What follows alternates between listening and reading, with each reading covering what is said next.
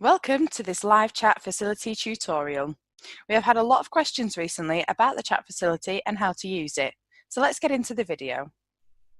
The chat facility is built with students in mind, with a tool that doesn't need to be parent or teacher led.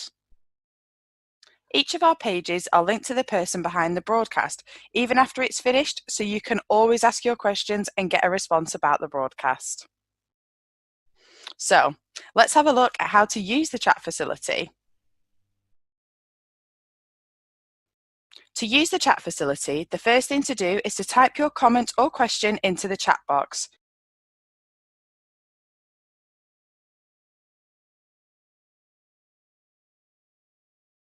You can now enter your screen name. Your screen name will show when you type your question or comment. Now you will see the chat facility ask for your email address. As I mentioned before, each of our pages are linked to people from the organisation who can reply to your questions. You can enter your email address, which will not be shared with anyone, to get a direct response from the people behind the broadcast. If you do not want a direct response, then click the button at the bottom.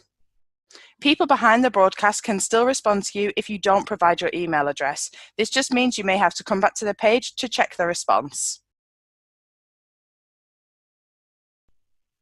To type your question, simply click on the chat box. You will then see two symbols appear.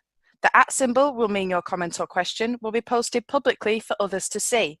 The email symbol means your comment or question can be sent directly to the person of your choice from the list that will appear. You can now speak to the people behind the broadcast and ask any questions you may have, or check out our partner pages to see the companies we work with who you can speak to right now about their current vacancies. You can also check out our careers page, which connects you to employers. Our live chat service is linked 24/7 to employers from a wide range of sectors, all waiting to hear from you. You can leave a question about how to produce a professional CV or how to prepare for interviews, anything work related, and one of our businesses will respond to you directly. You can also access a wide variety of live interactive broadcasts and video on demand with the live chat support on all pages. Now this bit is for the parents, guardians and teachers. The best bit about the live chat facility is that it is completely moderated, so you don't need to worry if your young person leaves a silly comment, as it will only show on their screen and no one else's. Another great thing about the chat facility is that it is GDPR protected, so no information is shared with anyone else. We will protect all email addresses and will never share personal information of the young people. If you have any questions about the chat facility or the Learn Live channel, please use the email us icon at the top of the page. Thank you, stay safe and stay tuned.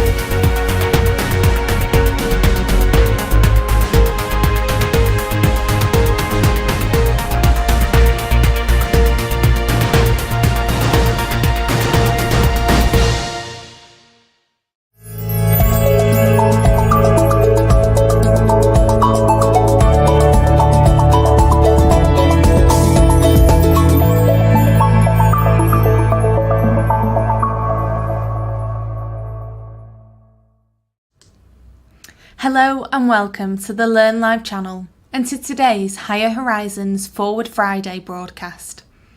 The Higher Horizons team want to provide you with the tools and techniques to help you know what happens with UCAS and applications now that exams are cancelled, having a plan B for your future and all about study skills at university level and what to expect. But first, before we begin, Please remember, if you have a question for any of the Higher Horizons team, please leave them in the live chat, which is situated next to the video player. Once you leave your questions, one of the team will get back to you as soon as possible. And if you want to find out more about events such as this, please click on the subscribe button just above and you can get the up-to-date information that you need. Please make sure to fill out the evaluation form for Higher Horizons so that they can help to find out what you are wanting to learn more about. The code word is Friday, so make sure to fill it out. I'm now going to hand over to the Higher Horizons team as they introduce the rest of this Forward Friday broadcast. Over to you.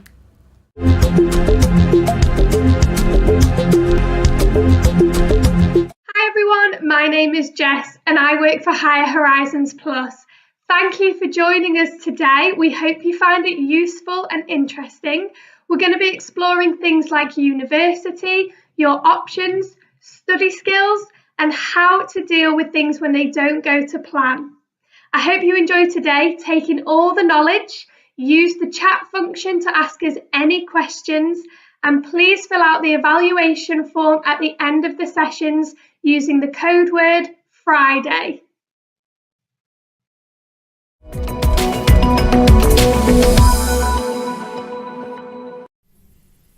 Hi everybody, my name's Lindsay Smith from Alta Higher, and my session today is going to talk to you about what happens when things don't quite go to plan through the UCAS process.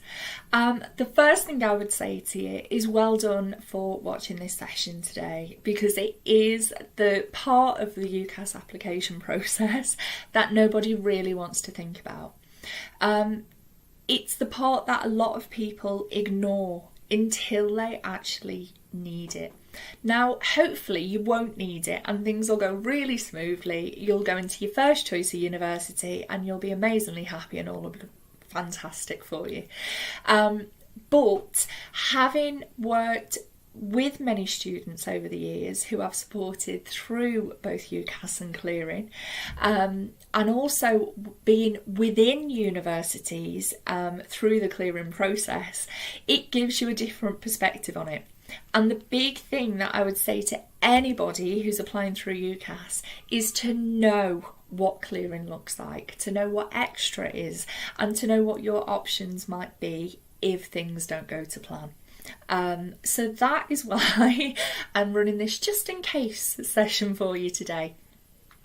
Now, I think one of the main things with this, as I've just said, is it's so hard to think about and it's so easy to ignore until you do need it, and then you wish that you knew more about it when it comes to that time. So I think it's worth thinking about why it's so hard to think about. If you are anything like me, if you are going somewhere new or starting, I don't know, in a new college or getting a new car, you will research it and picture yourself in that situation. Think about, every little detail, like where you're going to get your coffee and daydream about it all. And it can be hard to let go of those daydreams, particularly if you get to results day rather than doing it through extra. If you get as far as results day and you're thinking about clearing, you might have spent 4 or 5 months from around this point when you will have your university offers, and you'll have spent that time thinking about what it's going to look like. You might have chosen your accommodation, you might have thought about how you're going to decorate your room. And those are the things that on results day people mourn, if you like. They get really upset thinking about the loss of all of that stuff.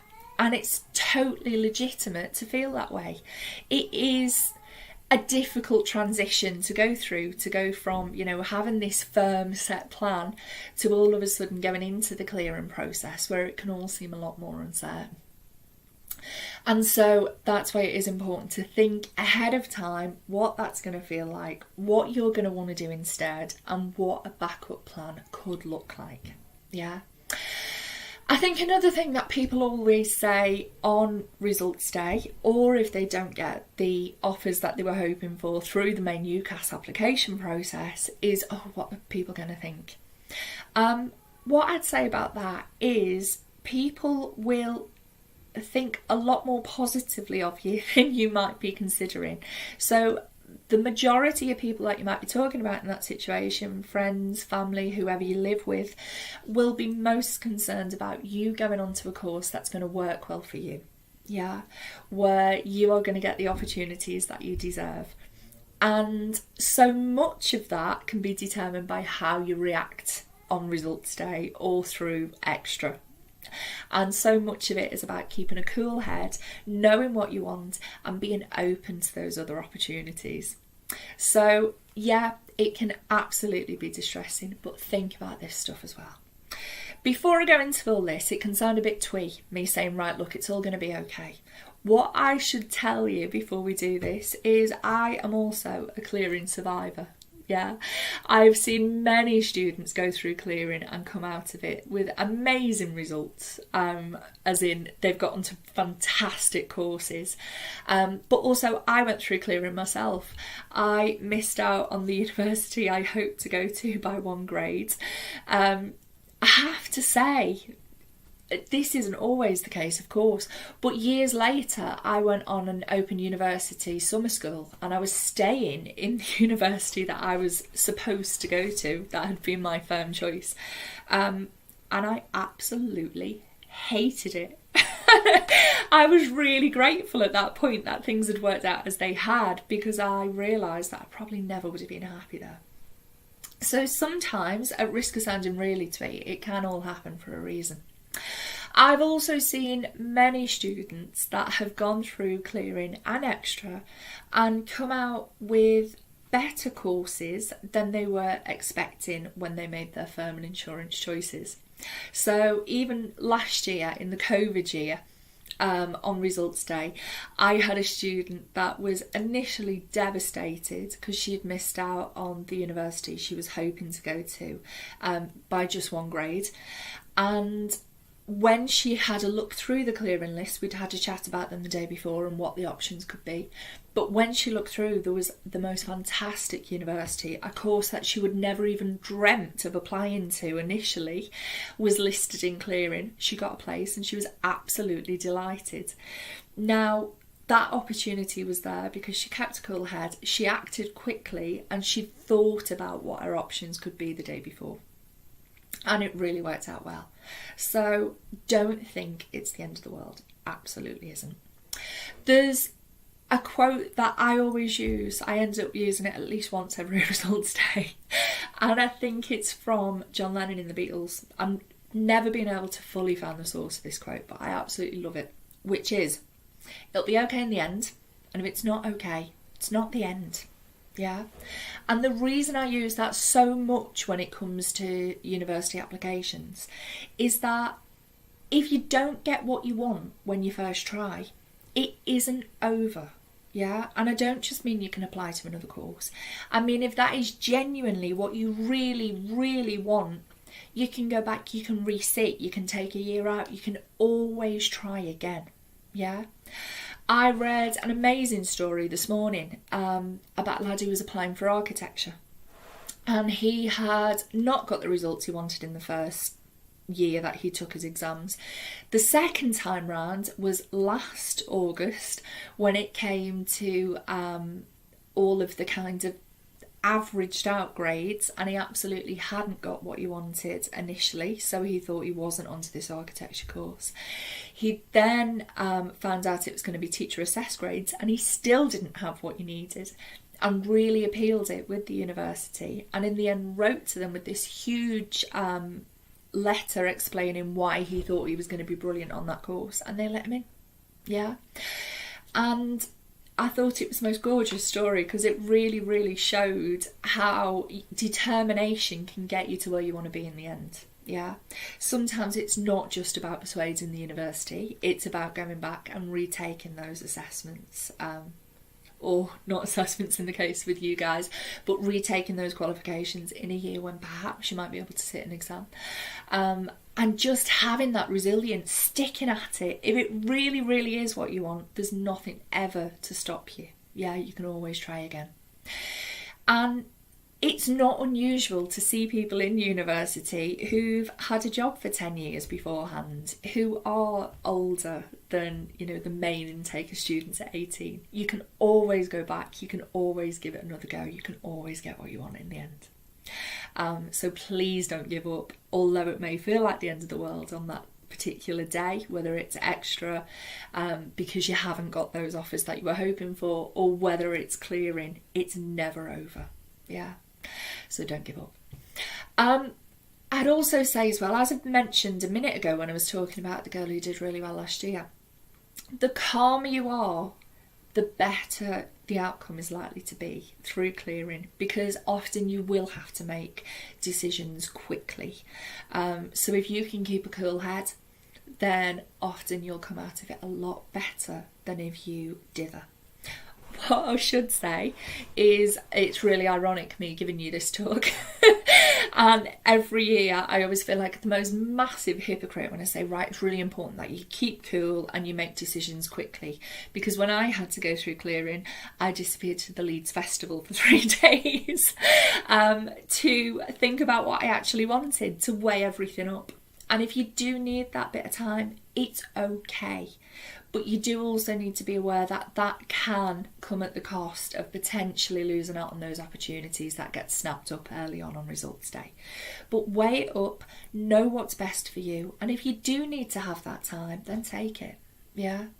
There's no point making quick decisions if you are so stressed out and so overwhelmed by it all that they're not the right ones. So it's about knowing yourself and knowing what you need and having the confidence to say it. Yeah. Bear in mind as well, it's about you, it's about your future and not about what other people think. Everyone else will forget where you were meant to go within a few weeks. They will have moved on, and therefore don't use what other people are going to think as the main steer for how you spend 3 years of your life. That's then going to determine the course of the rest of your life potentially. Yeah. What people think will pass very quickly, whereas this is, a really solid start to the rest of your life. So yeah, focus on you and what you want. So in terms of the timeline, you will hopefully have already submitted your application. If when it gets to spring, so we're going into this phase now, but when it gets to the point where you've received all of your offers, you've then got the option of extra, which I'll talk to you about more in a moment. Then you will submit your choices. You will have a firm acceptance, which is the university that you will go to, all being well, if you meet the conditions of their offer to you. You then also have an insurance acceptance, which is the university that you will go to if you don't meet the conditions of your firm acceptance. So ideally your insurance should be a slightly lower conditional offer than your firm, because it then acts as a safety net. If they're around the same level, or even if your insurance is higher than your firm, it can mean that it doesn't really act as an insurance, because if you don't meet the conditions of your firm, you're not going to meet the conditions of your insurance. So unless they relax those conditions, you are then automatically into clearing. Yeah, so it's worth weighing that up now and making sure that you do have a solid insurance if possible. You may also have unconditional offers on the table as well, which can be brilliant as a backup, but it's worth bearing in mind that often those unconditional offers are made because the university wants to have a guaranteed income because they've got set numbers of students and they know what to expect. It's not because they've been particularly blown away by your application. Doesn't mean that they haven't, but often it's done for self-interest rather than for what's best for you. So I tend to advise treating unconditionals as though they were conditionals and not being too flattered by the fact it's unconditional, because it can, sway your decision in the wrong direction. Yeah. Then in August, if not before, there is some speculation that they might actually bring all this forward, but at the moment we'll stick with August as results day, which is when you find out what your results are. And Track will update as to whether you've been accepted by your first choice university. Now I say you find out what your results are because the universities already know by that point. They get your results in advance so that they can go through what's called the confirmation process of deciding which students to accept and which to decline. Universities can still sometimes accept you even if you don't meet the conditions of the offer. If you've only just missed them, they can sometimes choose to take you anyway, and that can also be the case with your insurance choices. So that's why it's so important to log on to track on results day if you don't get what you're hoping for. Yeah. And then autumn 2021, off you go to university. Yeah, all sounds very simple on this, and it really can actually be that simple. So Extra opens up in the spring, and this is for students who either have had a massive change of heart about the universities that they've applied to and decide to decline all of their offers, or students who haven't received any offers from any of the 5 choices that they put on their UCAS application. Now, when Extra opens, what you can do is apply to university one by one through the process. They'll then come back to you with a decision. If it's a yes, then obviously you then have a firm choice of university that you can go to. If it's a no, you can then apply to the next university and work your way through that process. So it's similar to the main application process, but it's a little bit different in the fact that you do it one by one and you don't have an insurance acceptance with Extra. It's literally one at a time. So if at this stage of the process you think, actually, I don't want to study the course that I originally applied to, or you are just feeling very differently about where you want to study, or if you didn't get the offers that you were hoping for, this is an option that's open to you. Yeah. After Extra has passed, people then tend to look towards clearing. Now, you can go into clearing before results day if you've had a change of heart about your courses, like I was just saying for Extra. But most people enter clearing on results day itself. Yeah. Now, this year, A-level results day is Tuesday the 24th of August. As it stands, as I've mentioned before, it could be brought early. Who knows? At the moment, that's where it is in this year of great uncertainty. Colleges can release results from 6 a.m, but it does vary college to college. So it's really important that you get up-to-date information on how your college are going to release results.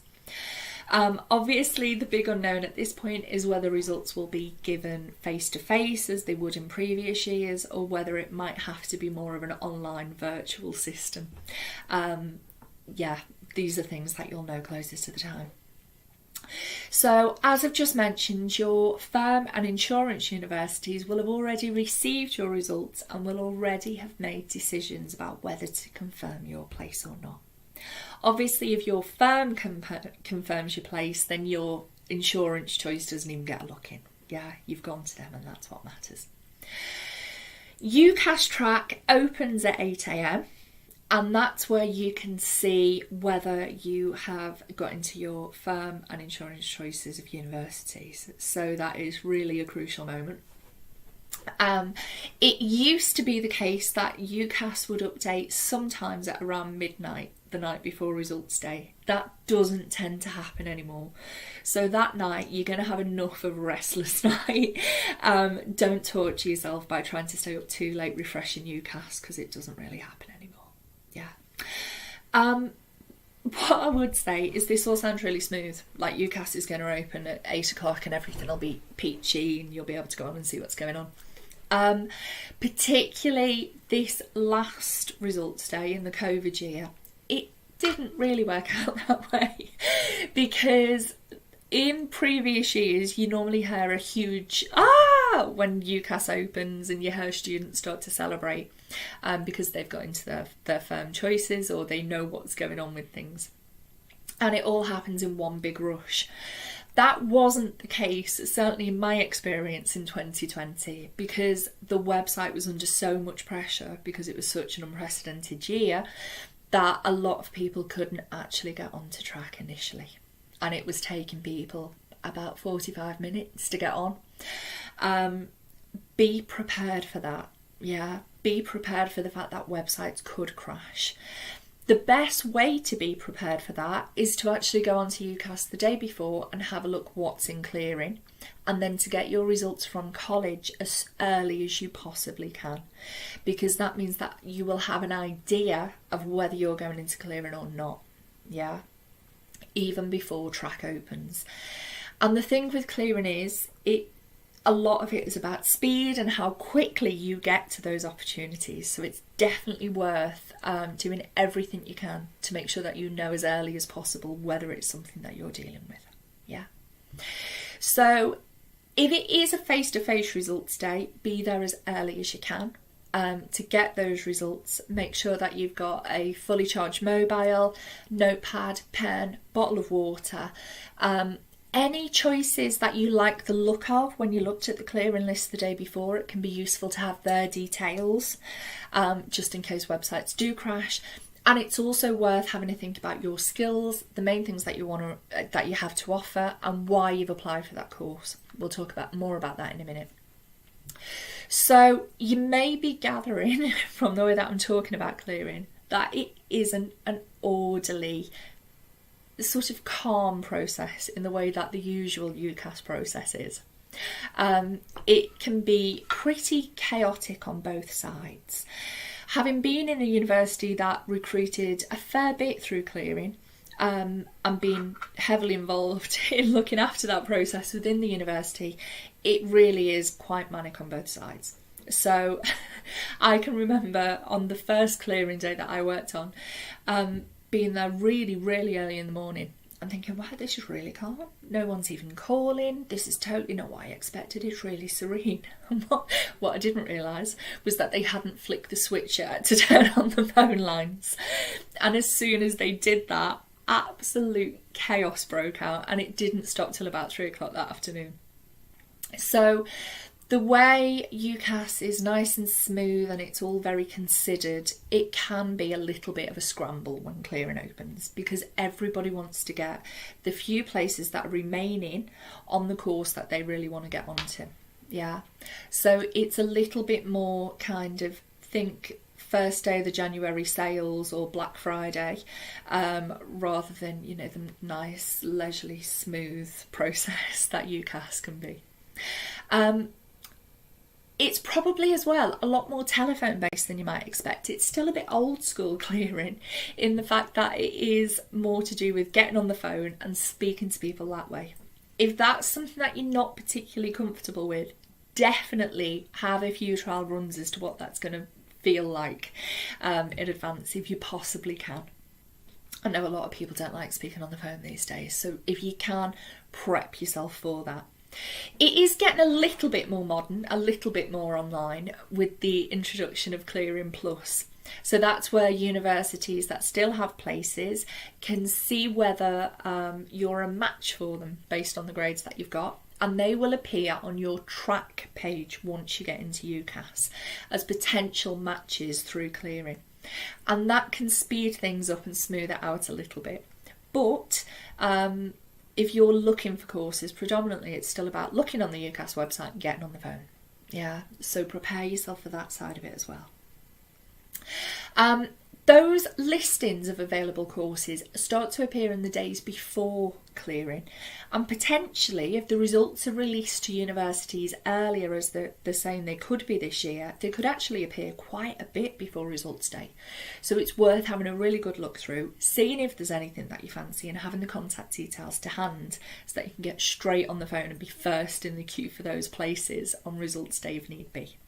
Yeah. Adjustment is the other thing that people talk about on results day. It's pretty similar to clearing, but it's for students that have done better than expected, and perhaps might want to go for a more competitive course, a higher tariff course than the one that they were originally aiming for. Works in much the same way as clearing. It's about getting on the phone, having a look at which courses are available prior to that, having an idea in your head of what you want, and then being quick as you can about it to try and get in while that opportunity is still there. What I would say as well is please don't decline the firm and insurance offers that you have until you have a very set plan through adjustment, because you don't want to say no to everyone and leave yourself in limbo in that way. Yeah, so make sure that you know it's definitely in place before you reject your original plan. So yeah, pretty similar to clearing, it's just the other way round. So in terms of finding the right course through clearing, or adjustment for that matter, it's worth knowing what the process can be. Yeah, so you can have a look a couple of days before and work out what courses are out there, which ones you like the look of. On clearing day itself, you can then get on the phone, speak to the university. Now, everyone's always really, really nervous when the call first gets connected. So it's worth knowing, just for your own reassurance really, that often the first people that you speak to aren't the admissions tutors. They are screening the calls. Yeah, so they can sometimes be student ambassadors, so people who are studying at that university who are doing part-time work. Sometimes it's, general admissions staff, people who aren't connected to that department. So relax, you're not going to be speaking to the admissions tutors initially in all likelihood. Yeah, sometimes you screen first. If you speak to those people and they say, right, well, we're looking for a particular set of grades and it's not what you've got, hang up and move on. Yeah, you need to be as quick as you can. So there's no point sort of sitting on that phone for ages saying, yeah, but this, and, have you considered this element of it?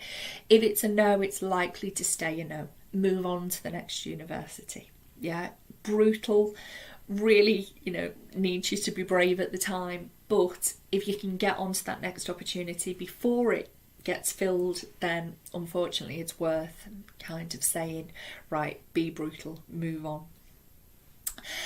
You may get asked to talk about your experiences and what skills you have and why you should be given a place, and I'll talk more about how you can prepare for that in just a minute.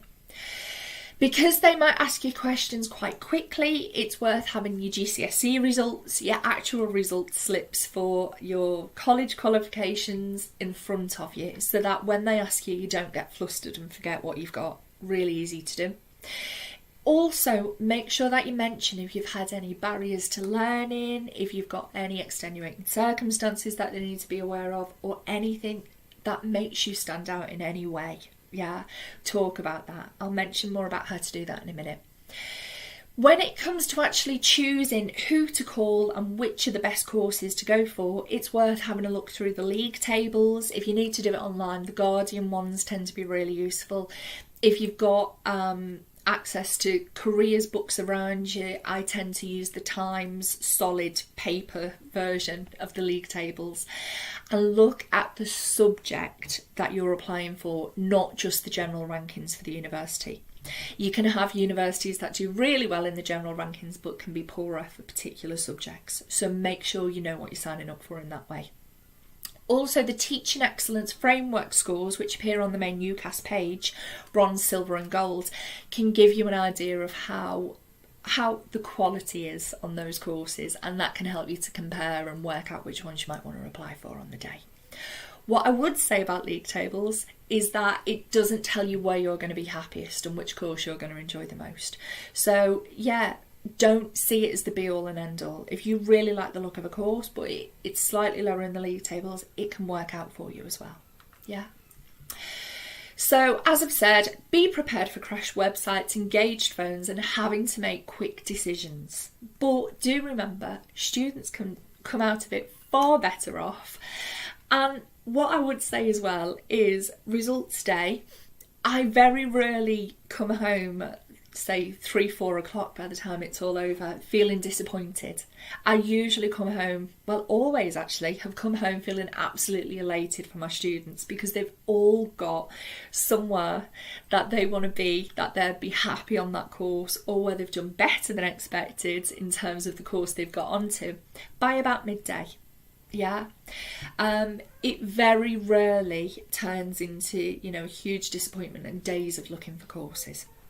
So quick, sometimes a little bit painful, but tends to work out well in the end if you can stay calm about it. And as I've said before, there are other options. A year isn't a long time in hindsight. When you're as old and wrinkly as I am, and you look back on, a year earlier on in university or whatever, it's over so quickly. So if you do have to take a year out or you have to resit, it won't be as traumatic as you think it will. It'll be over before you know it. Yeah. So keep it on the table as an option. I think when I was getting my results, a year seemed like this massive ordeal. Everyone would leave and go off and I'd be the only one left in college resitting. It'd be absolutely horrific. Looking back, I think actually it wouldn't have been that bad at all because it all whizzes by so quick. So those who do well in clearing, get support, take advice from people who've seen it before, who can maybe talk about league tables, decent courses, universities that are known for a particular subject. They'll plan ahead, look at the list the day before, have some idea of what they want, and are able to stay calm and sell themselves to admissions.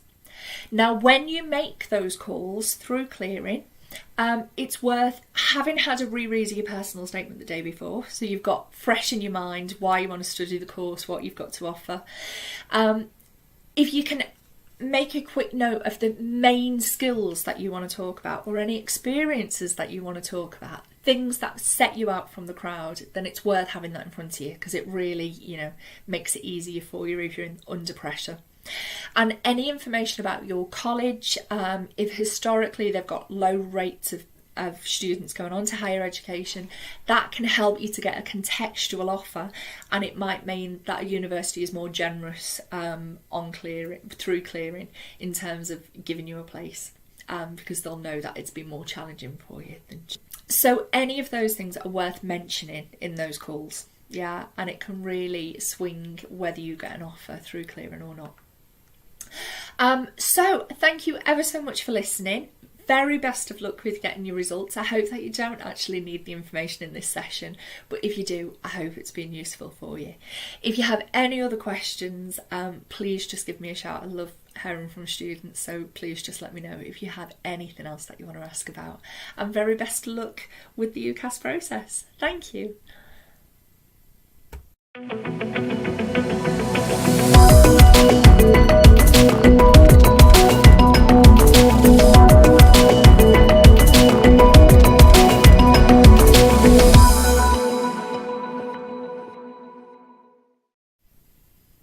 Hello everybody, my name's Lindsay Smith. I own a company called Alter Higher, and my session today is going to be trying to answer some of the questions that you might have now that A-level exams are cancelled. I say trying because obviously there's still an awful lot of uncertainty out there at the moment, and as much as I can, I am giving you up-to-date information. Now, I'll add a small caveat on that note. This information is all correct as of the 18th of February 2021. If you are watching this session at a later date, please do check that this is still up-to-date information. Even if you are watching this session within a few days of that date, it's still worth making sure the whole way through this process that you are aware of any developments, because it can change. We're all used to a world where things do get announced and changed fairly regularly, and that is absolutely still the case with some of the topics I'm going to cover today. So, although I will try my very, very best to give you information that will see you through this process, do be aware that there can be some change and stay up to date with that. Okay, so exams are cancelled. You may initially have felt like this at the fact that you didn't need to sit in an exam hall with just that piece of paper and your pen to determine your future. However, a few hours, days, weeks afterwards, you may have started to feel more like this. Because exams are what you have been told to expect. That was how you were told your A-levels were going to be marked, and that was the point, in a way, of college. And obviously with that being taken away, it does lead to some questions as to, right, well, what does happen next? Particularly regarding things like university offers, and that's something I'm really going to talk about today. It is an unprecedented situation. But you are lucky in a way that you aren't the first year group that's been through this. We did have some experience last year, and in a way they were the group that identified some of the main pitfalls with this kind of approach, and hopefully will make things a little bit simpler for you guys. So thinking about pretty much a year ago when all of this started, and we first became aware that exams were going to be cancelled. What we expected within the HE sector, university sector, was that loads of people were going to defer. Yeah, we thought loads of students who'd already applied by that point were going to decide not to go to university in the middle of a pandemic and rather to wait it out for a year and try again. So we expected that your year of applications was going to be particularly busy, because essentially you'd have almost 2 years worth of students in 1 year of intake through UCAS. We also expected that there would be more advantaged students, perhaps those that went to private schools or went to schools and colleges that historically did very, very well, that they would flood the system. That was mainly due to the algorithm that they used to come up with the grades last year. I'll talk more about that in a minute. We expected a really chaotic results day because universities weren't really sure how to treat these grades. Teachers weren't really sure what to expect, and students obviously were going to feel as though their grades weren't even a reflection of what they were capable of. A lot of students will aim to kind of really put in loads of revision before the exam, to really pull the socks up and to do better than expected in that exam. And last year that opportunity was taken away from them. So it really was disappointing for some students last year, because they didn't have that chance to, fight for that grade that they really wanted. It was also expected that it could be an opportunity for students to get into courses that were normally oversubscribed, mainly because of this issue with deferrals. They expected fewer people to go to university, and also because of that, really, universities were expected to struggle financially, because obviously students mean tuition fees, which keep universities going. It was expected that if loads of people deferred, then universities could struggle financially, and that would make some of the top universities want to fill their places regardless of whether students had met their usual entry criteria. Yeah, so if they were just below what they'd usually take students at in terms of grades, that they'd take them anyway to keep going financially. And that made a lot of the universities that didn't have high tariffs, that weren't usually as competitive, concerned that they weren't going to get the students, because they'd all be hoovered up, if you like, by the top universities. Because of that, government brought in student number caps, which had been abolished a few years earlier. Student number caps are there to penalise universities, to stop them taking too many students onto their course, and they will fine them if they take on too many students. And they were brought back last year for the first time in about, I think it was about 6 years, from what I can remember. Now, that was quite interesting and led to this whole unprecedented situation. The reality was actually quite different, because those deferrals didn't happen, and that changed the entire picture. What actually happened was, from right across the board, so from the most disadvantaged groups to the most advantaged groups, more people went to university overall. It was a record year for people going into uni, and 37% of 18-year-olds went to university compared to 34.1% the year before. So it really did have an impact on enabling more people to access higher education. There were also more mature students than ever before, so people who were slightly older, it can be significantly older as well in some cases. So people who are going back to retrain in a different career, or just decided that perhaps they were better going to university to gain more skills over the next 3 years than being in the job market. There were also more people who were accepted into their firm choice of universities. So those that had chosen a particular university back in the spring actually got their place at their first choice, which again had been a little bit uncertain as to how that was all going to work out. Which makes it sound really rosy and like it was a really smooth process and nobody had anything to worry about. In reality, it was quite stressful for a lot of students and staff on results day, because it was really difficult to explain to students who hadn't got the result that they were expecting why that had happened. Yeah. The difficulty is any year on results day, on A-level results day, if you go into a college, there will be students who haven't got the result that they were hoping for. And usually you can talk to those students and work through why that could have happened, and they'll talk about the fact that, you know, the exam question just didn't suit them, things weren't going well, there might be an extenuating circumstances, whatever it may be, but they can reflect on what's happened and have some insight into why they got that grade.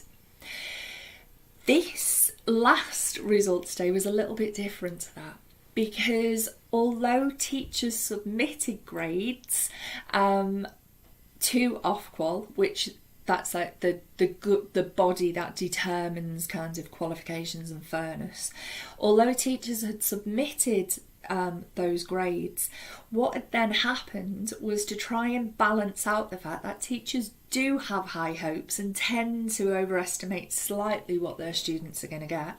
To try and balance that out, they'd looked at, well, how many students in this college usually get an A? And if there were 12 students that would normally get an A, and the teacher had said that 15 were going to get an A that year, they would take that A away and downgrade it to a B for 3 of those students based on where they'd been ranked by their teacher. And that felt incredibly unfair for students who, you know, may have been doing particularly well or may have been planning to really pull their socks up before the exam.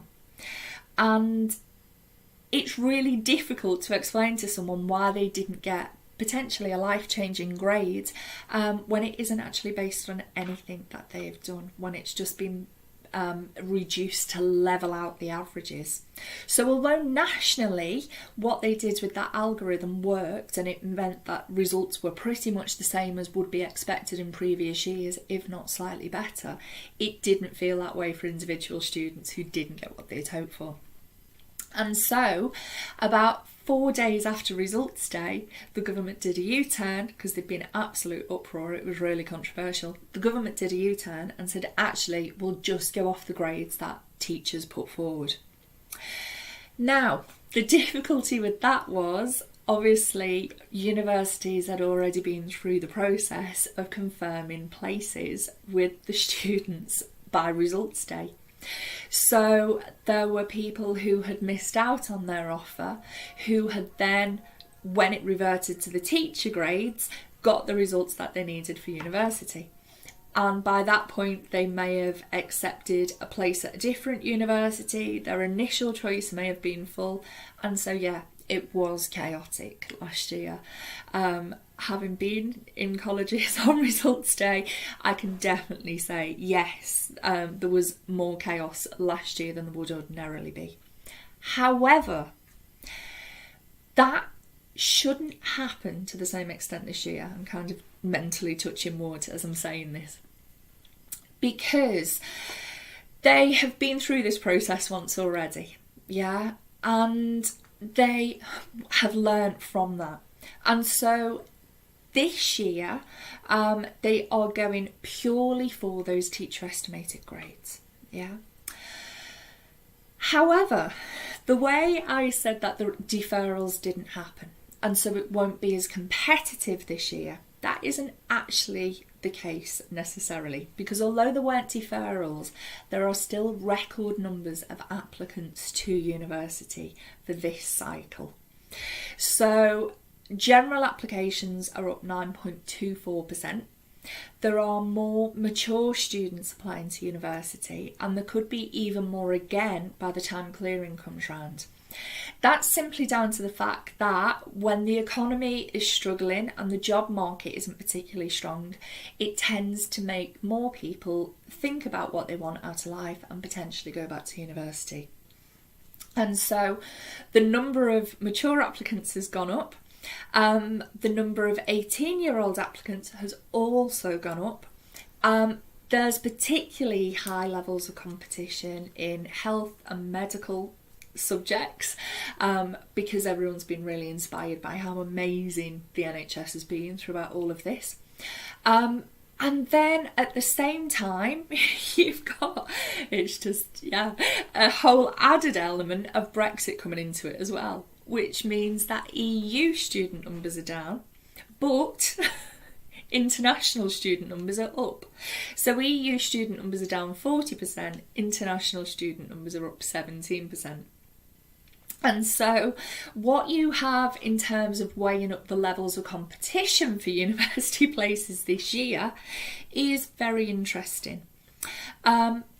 Because you have got the teacher assessed grades rather than the algorithms, it means that on average grades should be higher this year than ever before, because teachers do tend to be generous with their estimations for their students. Not out of anything of trying to be dodgy, but obviously because they want the very best for their young people and they're optimistic about their opportunities. So it should mean that grades overall go up. Obviously you've got increased numbers of students going into the system, and so it could be more competitive than previous years because you've got more students applying for the same number of places. I'll talk about why it's the same number pretty much in a moment. Admissions have said that they will treat grades given this year in pretty much the same way as they would in any other cycle. So they're not going to be dodgy about the fact that they're teacher assessed grades rather than exam grades. They're going to treat it in exactly the same way. So they're not, you would hope, going to go and give really high conditional offers out to try and counterbalance that. They have said that they will generally treat them in the same way. So that's positive, yeah. A lot of you as well will already have had your conditional offers back from universities. Bear in mind you've got a little bit of time yet before you need to decide on what to do with them. Now, the other element of complexity that comes into this, as I've mentioned before, is Brexit, and the repercussions internationally of the pandemic means that international students could be a bit of a dodgy one as well. No one is going to be able to predict quite how many international students are going to be accepted to counterbalance it, particularly because a lot of the rise in international students comes from China. So because it's so focused on that one market, obviously any change in terms of whether the pandemic hits, there's additional waves or vaccination rates or whatever in those countries is going to impact quite significantly on the international student market, which in turn will impact on how universities treat their home students in terms of how generous they are with accepting people who might have missed out on those grades slightly. This is incredibly complicated. I'm aware as I'm talking through this that it is a complicated picture, and I'm trying to simplify it as much as I possibly can. But as you're probably gathering from this point, it's really difficult to predict how competitive it's going to be in terms of those places at top universities at the moment. It's looking like some effects might balance themselves out, but at this stage it is unfortunately pretty impossible to know exactly how it's going to look. The good news is that no student number caps have been put in place as yet. So universities aren't going to be really cautious about thinking, right, we're going to be penalised if we over-recruit for our course.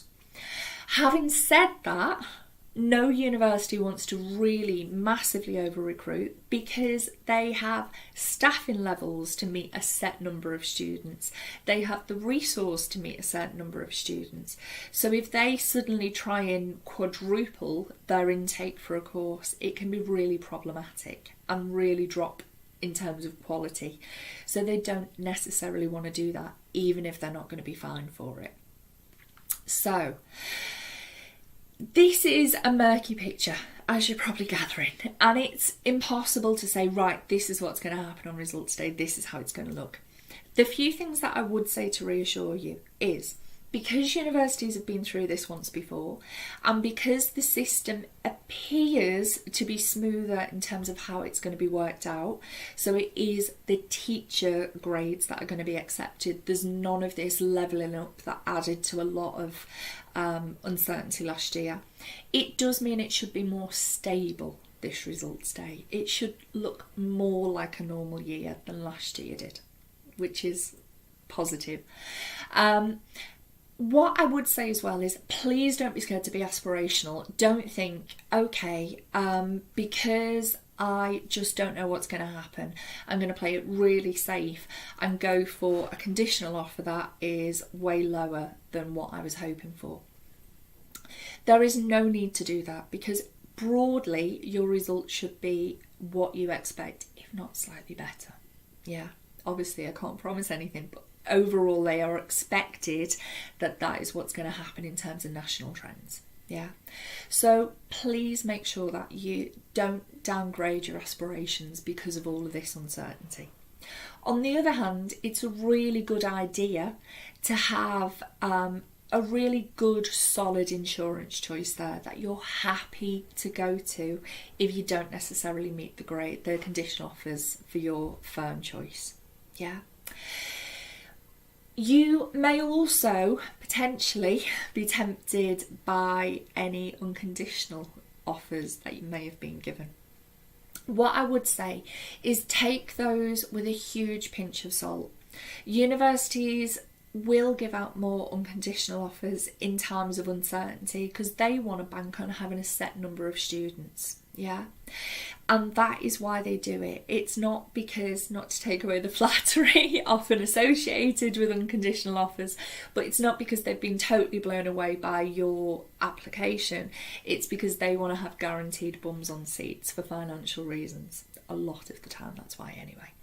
So don't be flattered and go for a university that isn't necessarily what you want because they've given you an unconditional. Having said that, they can be useful if you'd be happy going to that university as an insurance choice. And the good thing, it's widely been seen as positive, that did come out of last year is that at the moment, conditional unconditionals are banned. And this gets really complicated, doesn't it? I'll break that down. So until last year, there was a practice that a lot of universities used to get students to choose their university, where they would say, right, you can have an unconditional offer if you choose us as your firm choice. They are not allowed to do that anymore. So it's either an unconditional or it isn't, which means that it can act as an insurance choice. If you have been given any conditional unconditional, so where they say you can have this if you put it down as your firm, definitely worth flagging that because it shouldn't be happening in this cycle. Okay. What the other thing that I would say is, obviously we're speculating about this could happen, that could happen, and you could literally spend all of the next few months in the run up to results day thinking about this and working out how to hedge your bets and what might happen. I suppose what I'm saying is focus on the things that you do have an input into rather than the wider picture that's out of your control. So work as hard as you can, put as much effort as you can into your studies, your online work, your coursework, all those kind of real things, that real study experience, because that is going to determine your grade and which university you go to and how all of this pans out, way more than sitting there obsessively reading the latest news bulletins, because that is out of your control. So put your energies where they can actually have an impact, because unfortunately, I'm sure you guys would be amazing at it, but you're not running the country. You don't get to make those bigger decisions. What you can do is make sure that you do everything you can to show what you're capable of within your subjects. So studying is going to serve you far better than sitting and obsessively reading how the results are going to be calculated this year. Yeah, that was something that I really struggled with students last year. They were really focused on the system rather than their own studies, and I think quite a few regretted it by the end of it. Yeah, so focus where you can make a difference, and you can still make a difference. That's the big shift really from last year to this year. This announcement's come out early when you can still impact on what grade you're given. Yeah, last year it was already out of their hands. And although I've just said that, it is worth, come the run up to results day, preparing yourself for clearing or adjustment, which is like clearing but where you do better than expected and want to go to a more aspirational university. Yeah, so have a look on the website, see what's in clearing and adjustment, so that on the day you have some idea of what could be out there for you. Yeah, it helps you to make decisions in that kind of pressured environment of results day if you need to. So thank you ever so much for listening today. I hope it's useful. Sorry to present such a complex and changing picture, but unfortunately that is just the reality at the moment. If you do have any other questions, please do just give me a shout. My contact details are here as well, so you can always get in touch with me this way if you have anything else that you need to discuss. Other than that, I would say very, very best of luck with your future plans and with getting the grades that you truly deserve. Thanks a lot for listening. Cheers. Bye.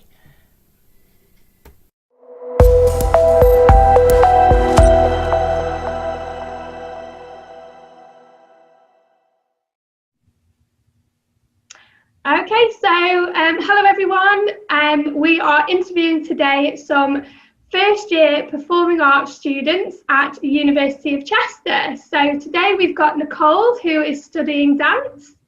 We've got Tegan, who is studying acting. And we've got Amy, who is studying music performance. So first and foremost, thank you so much for your time today. Apologies about my dog. He's in a cuddly mood. So firstly, how are you guys? How are you all feeling? Good, thank you. Yeah, I'm good. Yeah. All is well. All is well. Oh, that's good. Spirits are high. That's what we like. Yes. So thank you so much for coming today for this interview. We've got a couple of questions just about how your experience has been so far as performing arts students. It's traditionally a practical course. And are you all first year students? Yeah. Excellent. Yes. Wonderful. So I'll just dive in with one of the first questions we've got. So casting your mind back to results day and finding out that you were going to be going to university during a pandemic. So anyone can answer this. How did you feel on that day, knowing that one, you were going to university, and two, it was going to be during a pandemic? I actually had a really weird results day. I didn't know my music result. So I found my music result out, I think it was 7 days after results day. Oh, wow. Because it was a BTEC and they hadn't managed to sort out the grades for some reason. But yeah, so I didn't actually know I was going to university on results day. So how did you feel once you finally got that result through? I was ecstatic because I remember I was at my I've got a caravan in the Lake District and we were there for the week, and I ended up ringing Chester. I was like, I don't know my result, but it was predicted a distinction. Would you take me if it got to be a distinction? And then they rang me back the week later saying you've got a place. I was like, yes. Yeah, nice. And question to all of you, how did you feel sort of knowing that your first year was going to be during this pandemic, this crazy time we're going through at the minute? I was honestly reluctant to fly here because I'm an international student. So I was really reluctant to fly. And I was thinking, is it really worth me going there if it's all going to be online and we might have campus classes? So, but eventually I flew because I mean, there was a flight available. So I took the opportunity and I went. So I'm here now. I might as well stay. I can't go anywhere else. So, Yeah. but yeah, honestly, just from knowing that we're in this pandemic and seeing that we are now all like some of us are being accepted to our universities and we're deciding where we should go. Just from that starting point, it's like, oh no, we're in a pandemic. What do we do? Do you go? What, like, there's so much like thought and like consideration that you have to go through because of the costs and the quarantining and everything. So it was a very difficult decision. Oh, wow. A brave one as well. Tegan, I noticed you were nodding then. Did you go through a similar sort of thought process? Yeah, because I come from the Isle of Man and we've been quite lucky with the whole pandemic thing, and we haven't been in lockdown as much as the UK has. So when I heard I was going to university, many of my friends decided they're going to do a gap year, and I was like, oh, what should I do? And I just thought I was ready for university, but you always have that little worry in the back of your head, like, what's life going to be like over there? You don't know until you get on that plane, obviously. Yeah. But I'm glad I chose to go. Oh, that's nice to hear. So next question for you guys. So again, casting your mind back, because we're well into the academic year now, can any of you sort of remember what that first week at university was like? Sort of, did you go through that traditional process of meeting people and moving in? Or what can you remember from that very first week of university? I remember being really, really excited to move in because I'd started like a Facebook group chat with the people in my flat, and we got to know each other through there. But obviously then moving in, meeting them and having the fun that we had in the first week, it was an experience that obviously that I'll never forget. Yeah. Oh, nice. Anyone else? How did they feel about it all? For me, I was quite excited because I was coming with my cousin to my like new room, I guess if you want to call it that. And just the process of like unpacking everything and like just decorating was like a really good thing. But on the like meeting people side, because of like the rules, like with COVID and everything, we had certain time slots that we had to come in. So it's not like we were able to say hi to anyone or talk to anyone or meet. So it was pretty limited in that sense. But then with the university offering so many of these like little like welcome week activities where you could like go and meet people or like do online sessions of like talking and things, that really helped. And also eventually being able to go on campus and meeting your classmates helped a lot. Yeah. Oh, wow. Nice. That's a good point you make there, Amy, as well with the Facebook groups. I, a long time ago, remember finding people I was going to be living with or that were on my course. So you've got that kind of, you know, sort of who to expect that you're going to meet. It's not a complete surprise. So, yeah, nice one. So in terms of sort of university from day one up until now, how are you guys sort of finding that social side of university? It's an aspect of university in my role I usually really promote and say, you know, even though you study a course and you get a degree, you also have a really sociable side, and I feel like that's been a little bit of a difficult message to put across during all this. So how have you guys, my dog keeps yawning, how have you guys found all of that? It's definitely different from what like previous years may have experienced with their social aspect. Like, it's not impossible to make friends outside of your house. Like, there's so many different ways to, like, we had the social media, the unis were running as much online stuff as they could, And I feel like it just takes a little bit more time. Like everyone started to make friends with the house. That's how I started. Like I'm so close to everyone I live with. Mm. And then when you get to like online lessons, you're like, oh, it's group work. Who am I going to message? I don't know anyone. But everyone's kind of in the same boat. So there's no need to be afraid to message anyone. And that's how you kind of build connections. Yeah, I think that's it as well. Everyone is in the same boat. The advice I give to people in the normal world when they're worried about university is the fact that any time when you go, the chances are you're not going to know anybody. There's not going to be anyone from your school or college there, and you're lucky if they are. And because everybody is in that situation, everybody is super friendly, and you kind of just have to bite the bullet a bit and talk to somebody you don't know. So sounds like it's quite similar, to be fair. Nice. So obviously traditionally we've got things like music, dance, acting. I'm a performing arts graduate. I know that those courses are very practical. There's loads of group work. One of our modules was physical theatre. I can't really imagine how it's being run at the moment. So how is your course going at the moment in terms of maintaining those guidelines for the pandemic as well? For me, it's very confusing, obviously, because I'm supposed to be like up on a stage with people behind me, because I'm a singer. But obviously I can't. One of the modules we're doing at the moment is ensemble performance. Right. And we've got the assessment coming up in, I think it's 3 weeks, and it's all going to be done over Teams or through pre-recordings, and we're going to have to send them, and it's just us on our own when really we're supposed to be as a band. That's really confused me. Yeah, but I'm somehow managing to work through it. That sounds great. It's definitely going to be a skill that you're gaining that other students wouldn't. How about with something like dance, Nicole? What's that been like? With the campus classes that we've had last year, there was a lot of lessons where we really needed like not necessarily to be together, but like contact, touch the person for a reason, for what we're learning about. But obviously because of COVID, it was limited to that you can only reach your arm and not even touch them.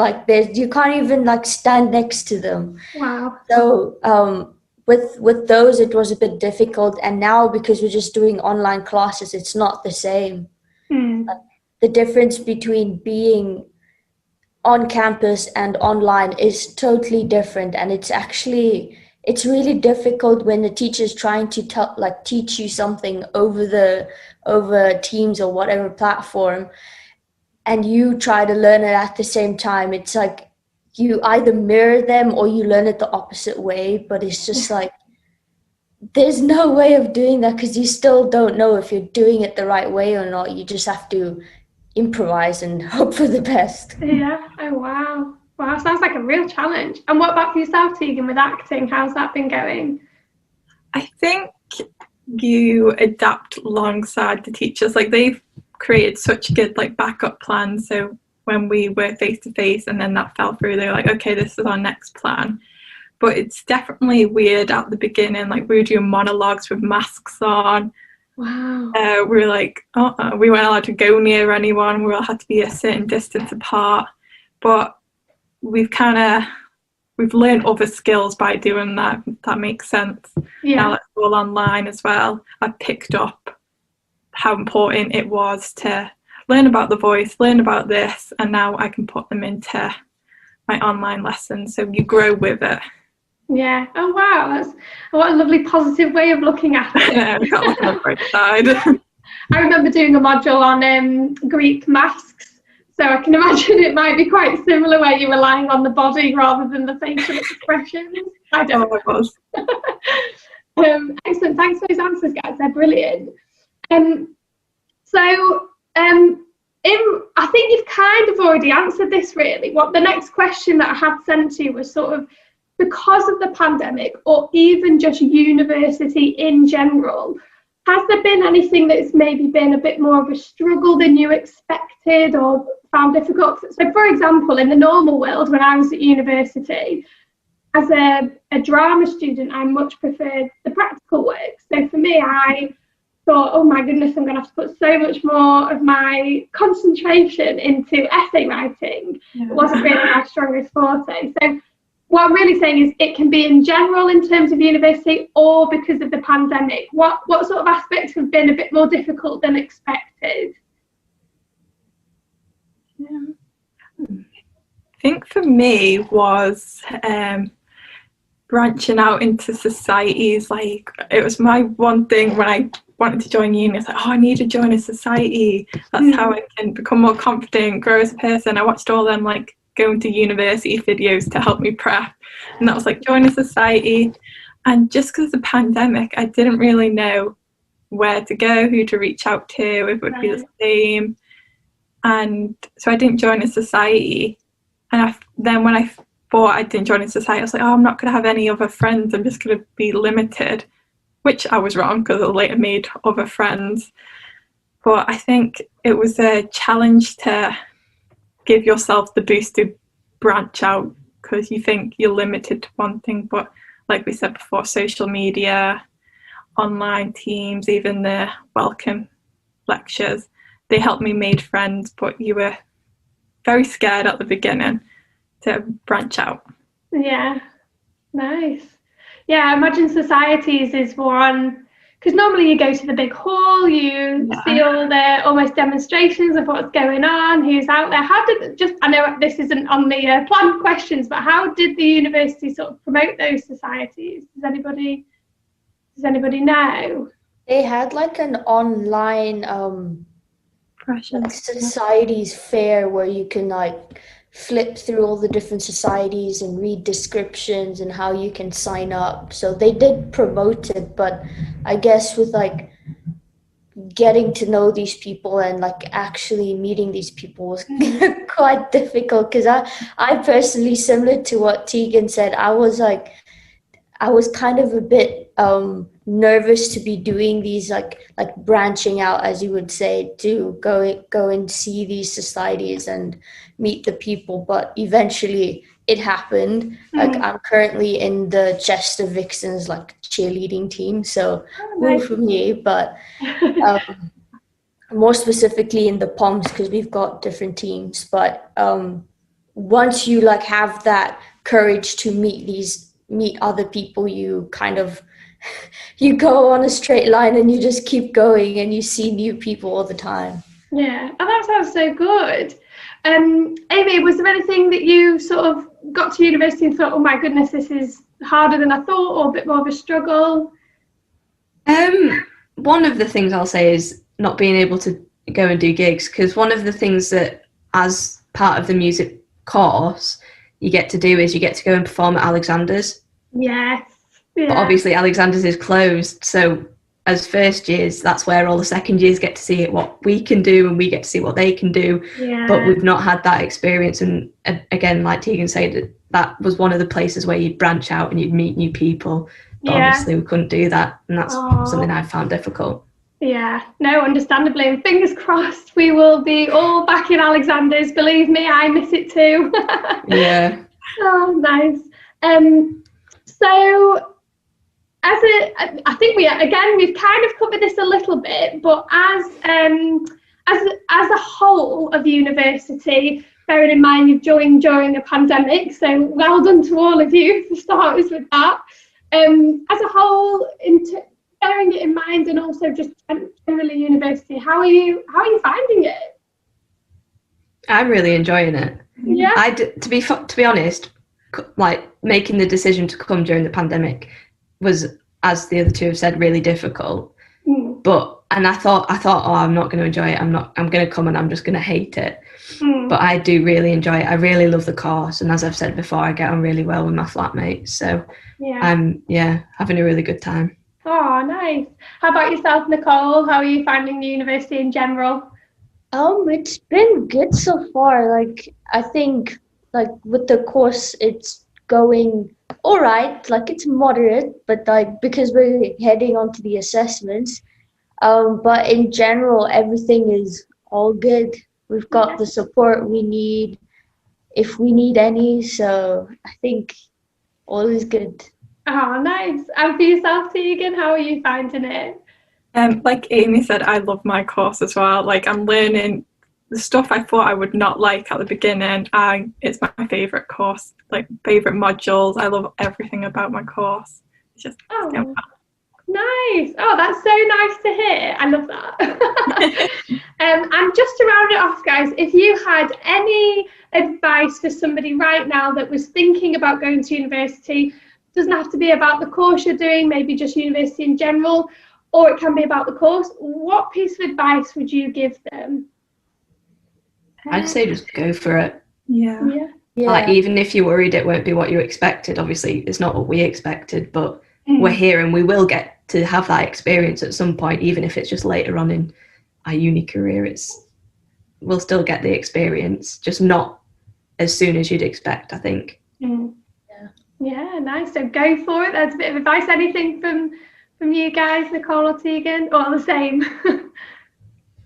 I think, which I wish, I mean, people did give me this advice, but you attend university, there's so many decisions to make about deciding where to go. Look at like your course you want to do, look at all the modules, because I think if I didn't actually do so much research into this course, I was going to pick somewhere else just because of the accommodation. Like other things like that accommodation is really nice. I could picture myself there. I know a couple of people who go to that university, and then one of my teachers, he like sat me down, he's like, actually look at this course because it's for you, and I chose Chester. Yeah, that's really good advice, actually. Do your research. I say this all the time. I was a bit like you, Tegan. I didn't do tons of research, and Chester just looked really appealing. I was lucky that I loved my course, but I know some people that went to university. When I went and it was drama and theatre, you know, it wasn't a lot of traditional acting. We did a lot of experimental theatre, a lot of our own produced stuff, and you know, a couple of people were like, where are the musicals? And, you know, they hadn't done their research. Of course, you really enjoy it, and you're there for 3 years. So, yeah, that's really good advice there. Do your research. Do it, yeah. How about from yourself, Nicole? Any words of wisdom?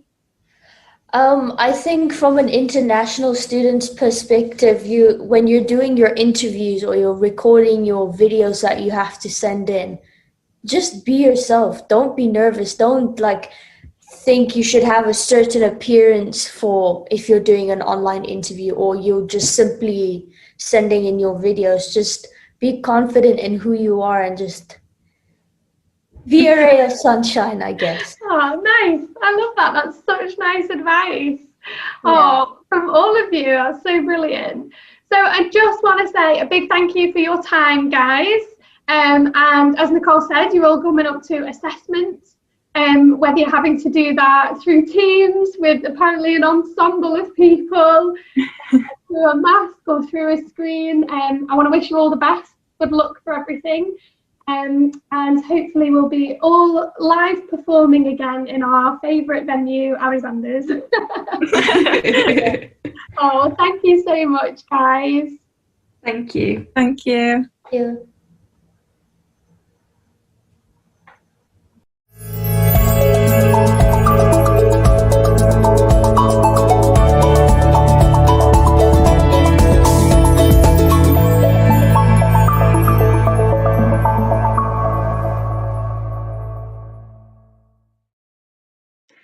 Hello everyone, and welcome to this presentation on study and research skills in higher education. My name's Chloe. I work for Higher Horizons Plus, which is part of the UniConnect programme. Today we're going to explore how study and research skills differ from that of further education, which is your college or sixth form study, in higher education, which is university level study. We're going to split these broadly into 4 categories. The first is studying, the second will be research, the third will be referencing, and the fourth will be assignments. It's important to remember that you don't need these skills when you go into university. The whole point of being at university is that you learn these skills as you go along. And in fact, the first year is really all about learning and understanding and knowing how to put these skills into place for your second and third years. Your university is not going to expect you to be an expert when you arrive. Let's explore studying first. University undergraduate courses are also called degrees. For most university courses, there is a very similar structure. You'll learn at level 4 in the first year, level 5 in the second year, and level 6 in the third year. Some university courses might have a year in between the second year and third year where you actually have a year out. And you might either go abroad, either to work or to study, or you might do something like work in industry, which is usually where you have some kind of work placement or work experience that's related to the degree that you're studying. There are some courses that don't follow this pattern. Quite often these are ones that take longer than 3 years to actually complete and can be related to things like medicine or dentistry. University courses can be quite similar to college and school in that they have 3 terms, which are also called semesters, and they last around 10 weeks. For every course, you'll have different lessons, and the lessons are actually called modules. Some are called core modules, which means that you have to do them, and some are called optional modules, which means you can pick and choose what you want to do. In the first year, you don't always get much choice with your modules, but in the second and third year, you tend to get a lot more choice because they want you to specialise in something that you really want to work in. Each module is worth a certain amount of credits, and you need to get a certain amount of credits to actually finish the year at university. So I've put an example on screen from a second year archaeology course. You can see that there's 3 core modules and there are 4 optional modules for you to choose from. You need to have 120 credits to finish the year, and each one of these modules is worth 20. Which means if you've taken the core modules, you've already used 60 of your credits for that year. So then you need to choose another 3 from your optional modules to finish your 120 credits for the year. Sometimes you might also take modules from other courses. So for example, I did study archaeology at university, and I also did modules in geography and history because they were directly related to what I was studying. Let's look now at how you're actually taught. So this first picture here shows a lecture hall. Now lecture halls are really big. They can hold between 60 and 300 students. Some are even bigger than that. And you might have lectures with your whole year group, or you might have lectures with people from other degree courses who are doing the same module as you. It usually isn't very interactive, and it's what's called formal teaching. That's where a teacher, actually called a lecturer at university, stands at the front of class and shows you a PowerPoint and teaches you that way. It can last around 50 minutes to 2 hours, but rest assured, if you do have one for 2 hours, they usually give you a 5 or 10 minute break in the middle of it. The key skills that you need for lectures are things like listening and note-taking. Seminars are smaller. They have up to about 30 people in them, so it's a bit like a class size at school or college. It's still partly taught by a lecturer, but it's very interactive. So they expect you to interact with them throughout the seminar. You might also do collaborative work with other people in your class, and you might present your work afterwards. So key skills for seminars include things like listening, speaking, collaborative working, and presenting. Tutorials. Tutorials are the most informal. They are led by a lecturer or a tutor, and they tend to be really small group sizes. So let's say they're usually under about 10 people. It's a way of actually just sitting down and having a completely informal way of discussing things like your work and your course together. Practical work is also used in a lot of courses. Lab work, for example, is a key part of things like science degrees.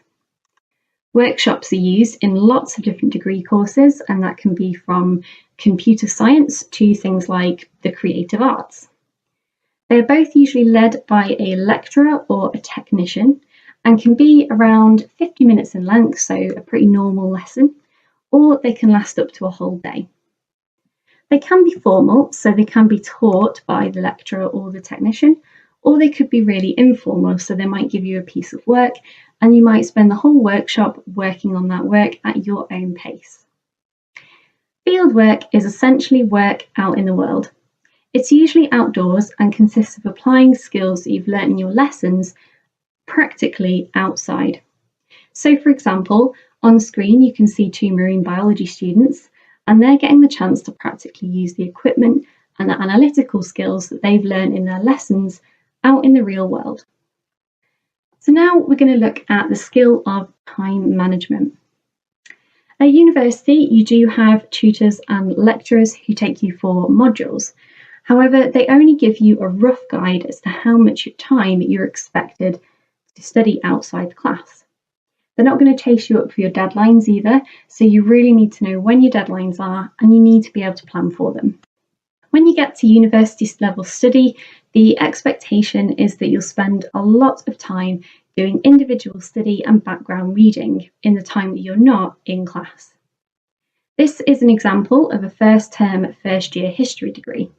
And you can see here that for a full-time student studying history, you don't actually have that many contact hours. Contact hours are the time that you actually spend being formally taught. So you only have around 2 to 3 lessons per term. And in this degree, you can see, for example, that this includes a 2-hour lecture and a 1-hour seminar for each module. You are expected to do a lot of your study and research in your own time. And you also have things like tutorials and group work to factor in. And a lot of students also have a part-time job. Study at university is also self-directed. This means that your lecturers won't direct you on how to and where to find information for your assignments.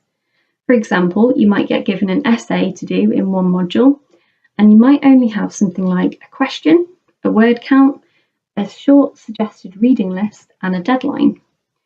So what you need to do is create a plan. And that plan needs to include things like learning how to interpret the question, reading the suggested material, researching other materials, planning your essay, writing your essay, and of course, handing it in on time. So let's look now at research. Like I said before, your lecturers will provide you with some kind of guidance. When you start university, you might get a short reading list for each module or even each assignment. However, you are expected to find different sources yourself. You can use loads of different resources, and there are specialist staff at university, such as study skills or library staff, who can show you how to research these different materials. You can use things like books, websites, journals, newspapers, social media, videos, interviews, and statistics. And that is just a really short range of all of the sources that you might use. So one really big key skill in research that you will learn is how to assess the reliability of the source. This means whether the person or people who wrote the source is presenting unbiased factual information. One example of a source that's rarely used is Wikipedia. This is because all articles in Wikipedia can be created, written, and changed by anyone. Even articles that actually have academic references to factual information themselves can be changed at any point. So let's have a look at referencing. We've just mentioned that in the Wikipedia articles that some are actually referenced. You might have also come across it when you're reading books and articles yourself. So referencing shows the reader where you got your information from.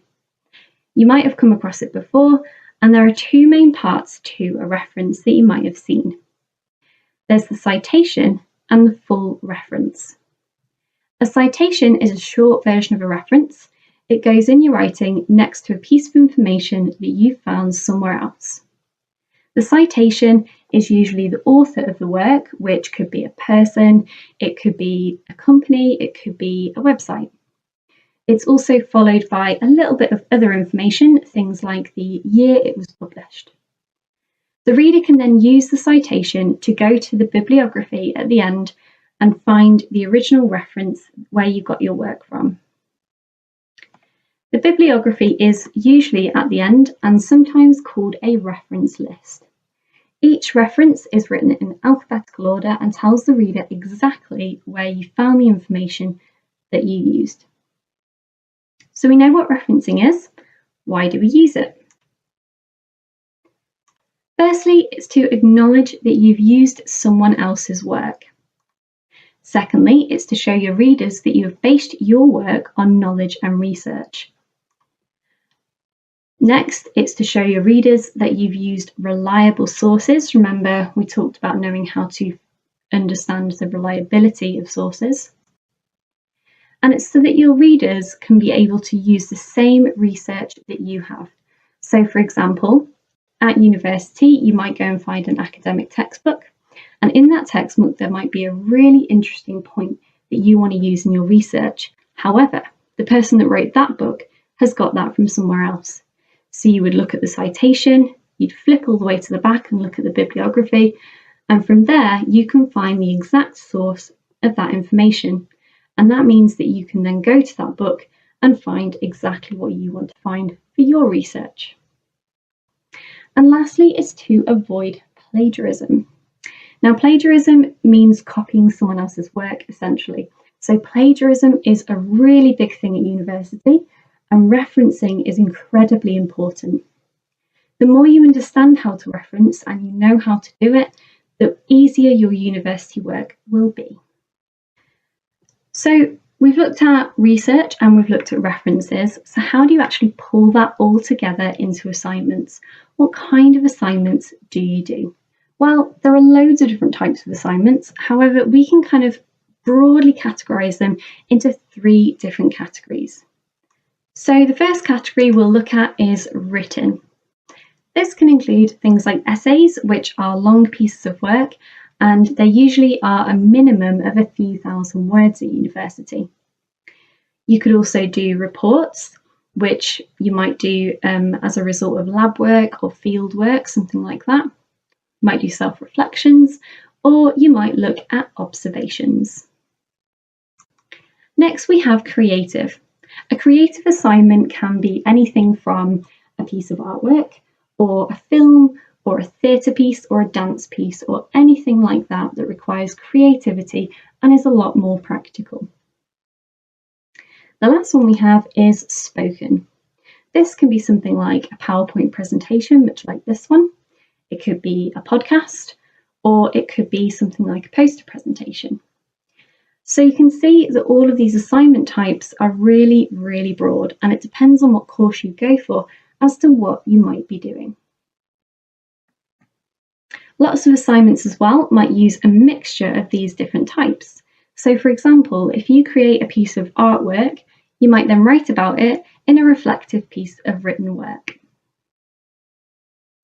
So one of the massive skills that makes your assignments at university different from the ones that you've done at college or at sixth form is critical thinking. You might have a few critical thinking skills already, and university is about developing these skills and really honing them in. They're really, really useful throughout the whole of your life, and university is great for developing them. They include things like identifying, analysing, reflecting, evaluating, and reasoning. Let's look about how we would actually use critical thinking in practice.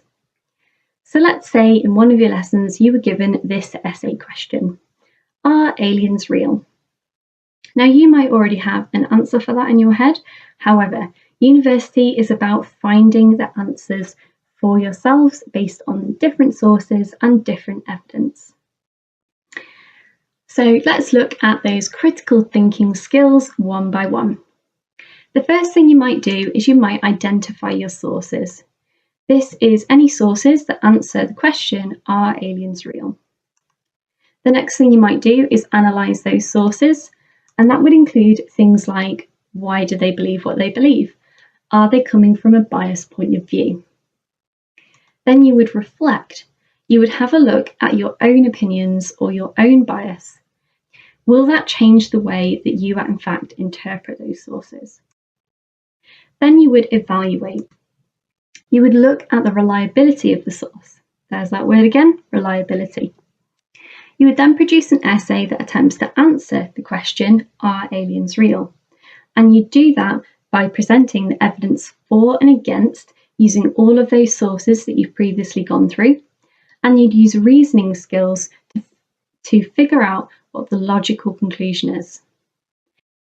It's important to remember as well that for a lot of university work like this, there is no right or wrong answer. The lecturers aren't marking you as to whether they think that aliens are real or not. What they're marking you on is how well you have identified, analysed, reflected on, evaluated and reasoned all of the sources that you've used and how well you've used these critical thinking skills to come to your conclusion.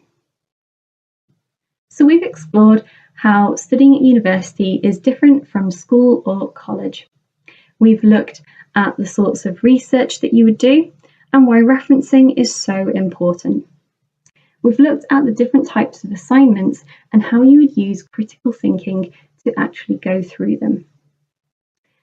University has specialist staff to help you to get through these, whether they're study skills, whether they're library staff, they will all be able to help you develop these skills. And please remember that you don't need to be an expert when you start university. It's all about learning these skills. If you do have any particular questions on this subject or higher education in general, please don't hesitate to ask us. You can reach out to us on our website, which is higherhorizons.co.uk/ask. A member of our advisory team is there from 9 to 5 every working day and will be happy to answer any of your questions. Thank you so much for listening, everyone, and have a great day.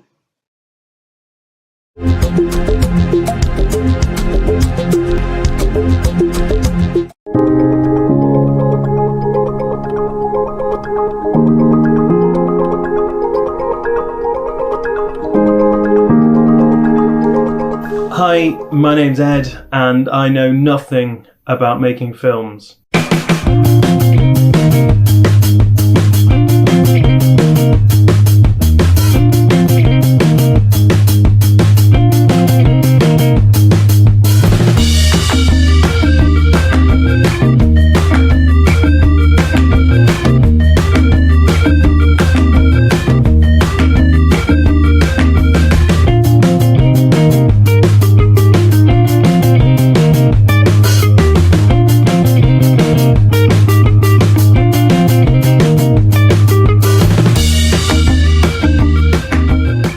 Hi, my name's Philip Goss. I'm one of the co-directors at To Engage Performing Arts Company.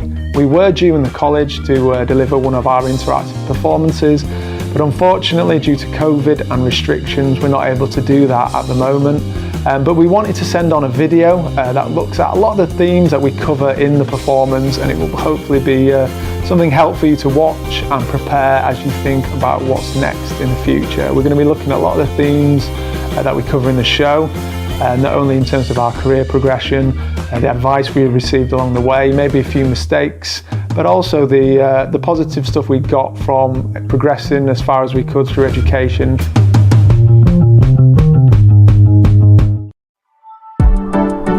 I didn't really know much about university. I thought there was like one uni and it looked like Hogwarts, and you had to be super clever to go. Just getting through my GCSEs was enough. I came from a house where it was just my mum, and I had 3 younger siblings, so it could be a bit crazy at times. Then suddenly GCSEs were over, and then everybody started to go to college. Because I didn't know what I wanted to do when I was older, that decision about what I took at college was really hard. In the end, I went with my passions. I went with what I was good at. College was great fun. It was the first time that we didn't have to wear uniform. And suddenly it was time to make decisions about university. One day we were just hanging around and one of my mates picked up a prospectus for university. He said, "Ed, there's a combined degree here. It's computer science and drama." I filled in a UCAS form I applied to 5 universities and received offers from 2. I couldn't believe that something I'd never thought I would do was actually going to happen. Sixth form was a really enjoyable part of my educational journey. I had this really nice mix of growing in new friendships, meeting new people, growing in the subjects that I was taking at the time, which were in sport and drama, going out with your friends. Looking ahead, the big thing on the horizon for me at the time was exams. I'd always historically struggled a little bit in terms of exams. Maybe I wasn't the best at revising, or even being in the moment in the exam hall, that I could have maybe done better. A big group of us went away on holiday, having the time of our lives, making mistakes, doing all the things that you do in your teenage years, a few regrets along the way. It's that balance between making sure you take your opportunities and work as hard as you can, but also enjoy the time you have with your friends, with your classmates, because you won't get that time back in the future. I graduated from university in 2018. When I was younger, I always liked the idea of university. And although I didn't know what I wanted to do long term, I was able to choose my favourite subjects. University was probably the best decision I've ever made.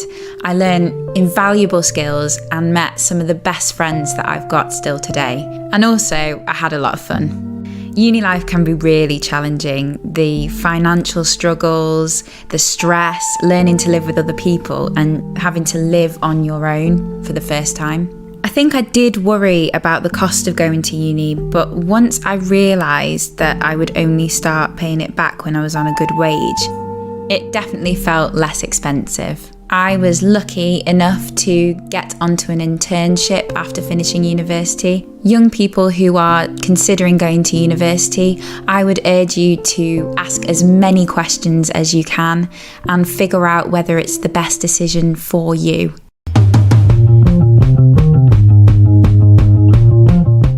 Okay, so let's talk, Phil, about money. Money is always one of the big factors in whatever decision you make after college. If it is about going straight into a job to earn, that's a choice that lots of people make. But equally, I always think when people talk about student debt, student loans and the fear around that, I think, I've heard a lot of people explain it as an investment as opposed to building up huge amounts of debt. And the way you're taxed and pay back your student loan, you've got to earn over a certain threshold, which I know at the moment, I think it's over £25,725 a year or more. And even then, you're only paying back on average about 5% of your student loan back over a set amount of time. So the more money you earn, the higher the percentage. I remember when I had my first 40-hour per week job, I was working in a kind of internet support room for Bank of America. And I remember thinking, gosh, that's such a small amount of money. And it was like £9 or something that I'd have paid back a week. This student loan, it doesn't affect whether or not you can get a mortgage on a house. It doesn't affect whether you can go out and buy a car. It's more like a tax. Higher education, it does unlock that potential to move into those careers that would be out of reach without those sort of qualifications necessary.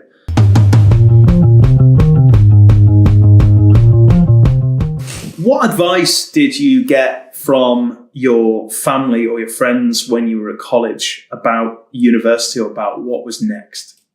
The best advice I got was about sticking to your strengths, choosing a subject you're passionate about. So my oldest brother, he went to university himself, so I had a bit of an insight into the process through UCAS, where you get to apply to different universities. A lot of the courses I was looking were based very much in practical sort of studies, so theatre and sport, and I was looking at sort of careers beyond them. I was always motivated by the things that interest me. Now that sounds quite a simple thing, but actually when you are at university, or if you're thinking about sort of further training, on those difficult nights where you might have essays to write and hours in the library to spend, if it's in a subject area that you have an interest to begin with, you're going to be more motivated than choosing something because, it's going to get me a better job, or I know that there's a lot of people who are searching for mathematicians or scientists. You've got to find your sweet spot, what it is about your passion, that you love, and what is it going to keep you motivated, both through higher education and beyond. My dad was really traditional. He left school and went and did an apprenticeship. The only thing he knew was to go to college and do an apprenticeship. My family didn't really give me much advice about university. I also didn't know what I wanted to do. And as we're talking about advice, this is a little snippet from the parent scene in the University Challenge. It's really there to highlight the conflicting advice you can get and how difficult others can make your decision about the future. This one is a typical mum versus dad showdown.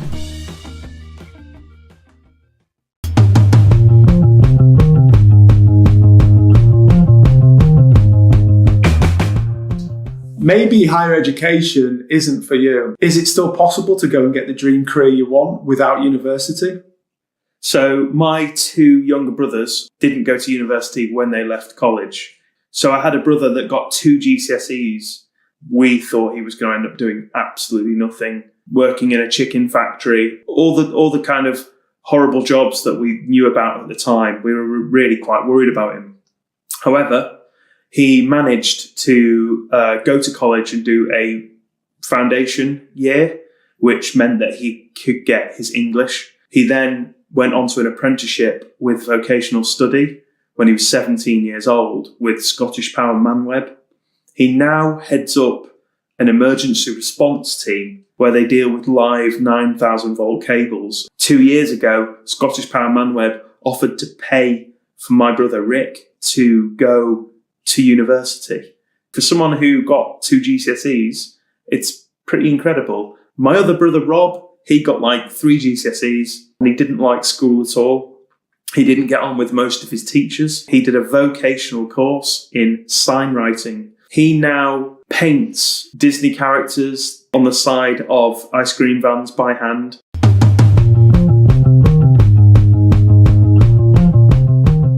Okay, so now we're going to debunk some myths about university. So these are the things that you hear about uni or student life. These are the things that we can tell you right now, having worked with many universities up and down the country, simply do not happen. Or if they do happen, it's very, very rare.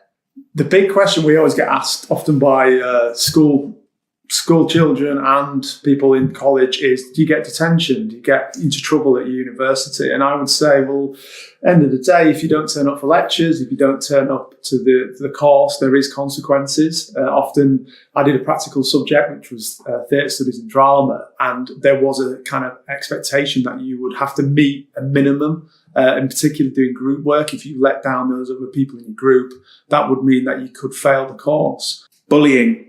Even if you're an introvert, an extrovert, it doesn't really matter. One thing that I learned about university, and this is still very true for many universities, is there are clubs and societies, and there is a place, there is a mould for everyone at university. My first lecture, I sat down next to a 54-year-old retired fireman. He'd got some problems with his back, so he decided that he was going to go to university. The beauty of uni, lifelong learning. Suddenly, I heard kind of these shackles. Big guy sat next to me with chainmail on, wearing armour. It turned out he was a member of the Knights Society, and I kid you not, knights, actual knights, like they could have arrived on horseback bearing flags. Knights walked around campus. One of the big myths I hear from a lot of young people is, I'm not clever enough to go to university. And I would, definitely challenge that. I personally wasn't the cleverest in my year in college, but I was able to go to university. And I would say what's amazing about higher education is there are courses and universities or educational institutions that are right for you. I met people who have a lot of additional support needs, dyslexia, other requirements, visual impairment, and they've been able to access university. And I would say, similar to how Ed talked about, obviously, it being an accepting place in the sense that you don't get bullied in that way, I would also say that it is accessible for all people. Another myth that I would challenge is that often people say, you've got to be young to go to university. Yes, there was people who were 18, like myself, that was at university, but you had mature students, and we even had people in the 70s and 80s who were starting a degree for the first time because they wanted a different focus in life.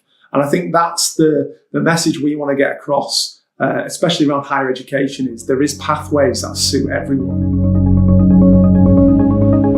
So, who are To Engage? Who are we? Tell us something about you and tell us something about To Engage.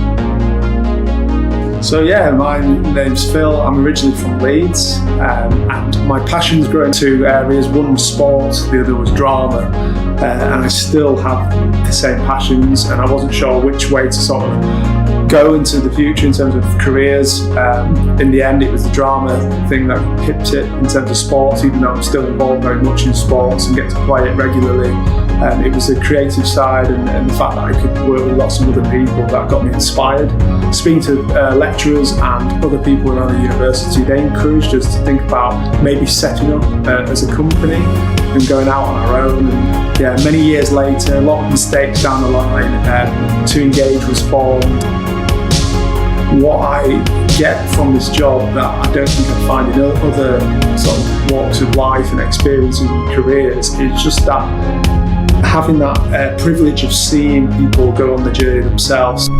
So when we think about To Engage and how that sort of fits into the creative industry as a whole, I suppose we fall into 2 camps, which is one, there's the creative side of our work, and also we apply that to very different areas. So we're talking education, community, and other areas, even business.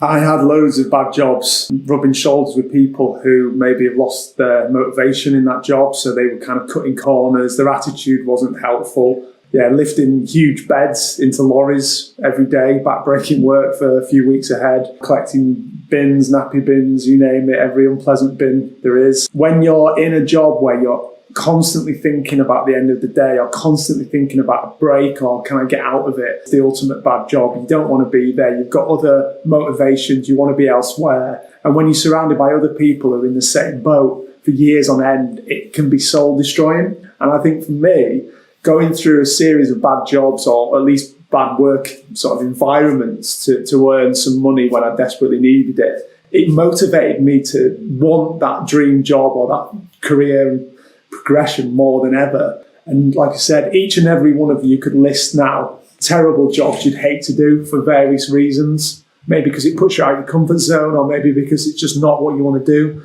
But for me, when you do find that sweet spot, when you do find that job you want to do, it's just so rewarding. And you know, you talk about people who find a profession and a career that they love and they see, they see themselves in it for a long time ahead. And that's the dream, regardless of whether it is, whether you want to be a mechanic, hairdresser, builder, pilot, optician, whatever. I had some great part-time jobs during university. Got a part-time job at Marks and Spencer's, and I folded jumpers for about 8 hours a day. And over Christmas, in the second year, I started working for MBNA, which is now the Bank of America. But all of these little jobs that I did during university made me realise why I was at university. I didn't know where to look for a job. I hadn't really got any employability skills. I didn't know how to interview properly. I didn't know how to write a CV properly. No one ever taught me that. And all of these little part-time jobs during uni was really good practice. Working in a yogurt factory. It was the worst job. 12-hour shifts, 8 a.m. till 8 p.m, Saturday and Sunday. I got to kind of rub shoulders with people that did that. Were doing it for 2 years, and it was absolutely soul-destroying. Everyone hated the job. They were really unhappy. We were spending 12 hours in a fridge. It was freezing. It took me a long time to like yoga after that. A long time. Do me a favour. Think about your future. And don't work in a fridge for 12-hour shifts unless you like the cold and like the smell of yogurty products. And talking of terrible jobs, we're back with another snippet from the University Challenge presentation. These are bad job scenes. It was really important that we included bad job scenes for everything we've just talked about. It is really important to mention that part-time jobs actually got us through university. We simply wouldn't have had the cash available. Remember, your career, or the average career these days, spans 45 years or more. That's an awfully long time to be in a job that you hate.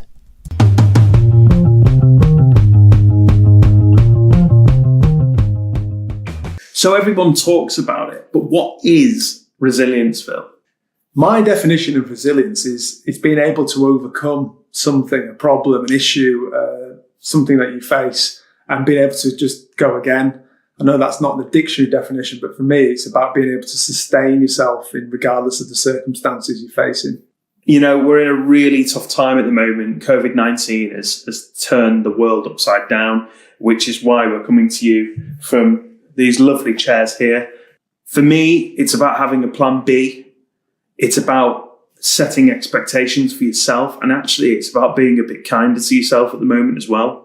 I keep saying to young people, it took time to go into lockdown, and it will take time to come out of lockdown.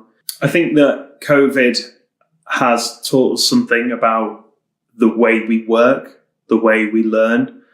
And I think it's opened up a whole new world of opportunity for online and digital learning. It's not going to be forever. This is a world pandemic. It won't be the first world pandemic, apparently. So we'll learn to live with this, and we will learn to deal with it. My plan A was being a professional footballer. That was my dream, my ambition, and it didn't work out. And for lots of other people, you can fill in the blanks for why plan A didn't work out. And for people at the moment, COVID is a massive, massive issue. And we know it in terms of college and education. For ourselves, we're not able to get into schools or educational institutions in the same way at the moment.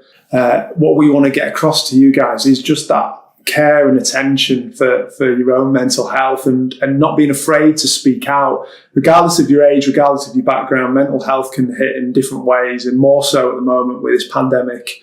It's affecting us all. It affects our motivation. It affects our ability to think straight at times. And the key thing for you guys at home at the moment when you're watching this is just being aware of how you can help yourself, taking those breaks, taking those moments, and reminding yourself sometimes it's okay not to be okay.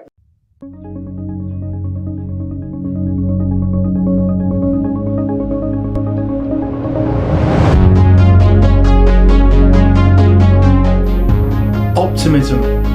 No one ever got anywhere without a bit of optimism and enthusiasm. Don't just follow the crowd. Be that individual. Make sure that you make the right decision for you. Have a plan B and a plan C and a plan D, because nobody's plan A ever comes to fruition. And that is it. Wherever you are, whatever you're doing, however you're feeling about your future, we just want to wish you the very best and hope that this video has helped you today. From us, it's goodbye and good luck.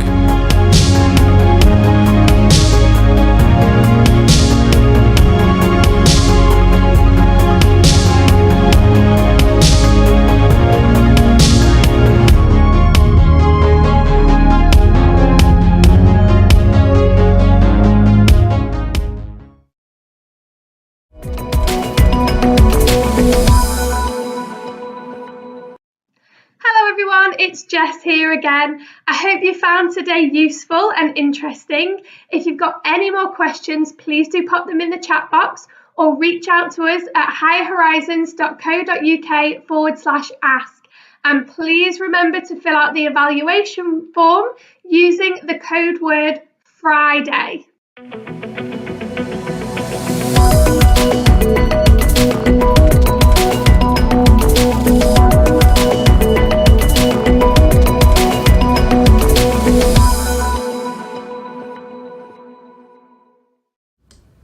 Thank you to the Higher Horizons team for hosting this extremely important broadcast surrounding UCAS and what happens now with university, exams, and having a plan B for your future.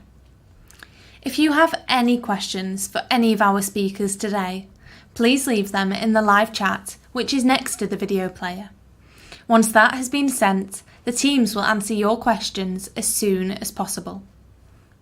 Please remember to take some time to fill out the evaluation form. This will help Higher Horizons to find out what else you are wanting to see from them. The code word is Friday, so please spend some time filling this out. If you also missed any of our speakers or would like to look back on any of the content from today, please look below the video player where there is the on-demand section. They're available to you, your family and friends 24/7, so please look to your leisure. That's all from us today. Join us next week for National Careers Week as we are joined by the Environment Agency and other speakers telling us all about their roles. You won't want to miss it. Remember, stay safe and stay connected.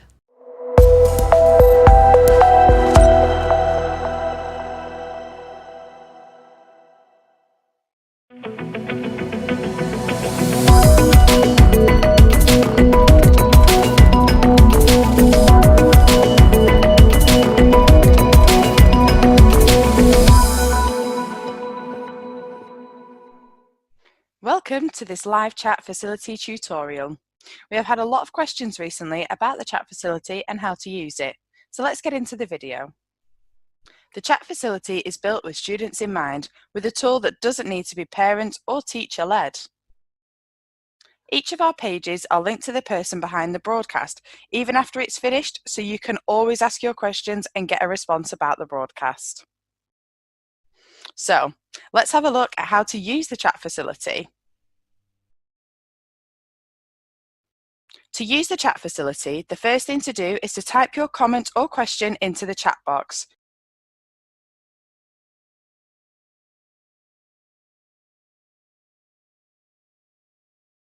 You can now enter your screen name. Your screen name will show when you type your question or comment.